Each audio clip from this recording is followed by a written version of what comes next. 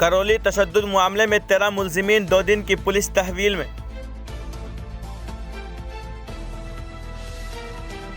जम्मू व कश्मीर के पुलवामा में नामालूम बंदूक बिरादरों ने हमला किया, जिसमें 2 गैर मुकामी मजदूर जख्मी हुए हैं।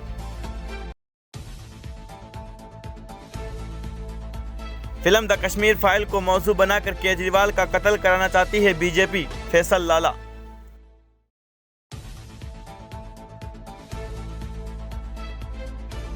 सऊदी अरब ने हर किस्म का वीज़ा रखने वालों को उम्रे की इजाज़त दे दी है। सरहदें खामोश है, बीएसएफ किसी भी सूरत हाल के लिए तैयार।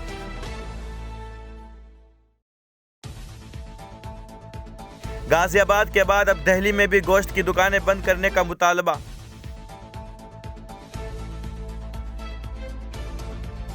जिला बारामूला के रफियाबाद के लडूरा इलाके में जम्मू व कश्मीर पुलिस ने लश्कर-ए-तैयबा से वाबस्ता एक अक्सरियत पसंद को गिरफ्तार किया है।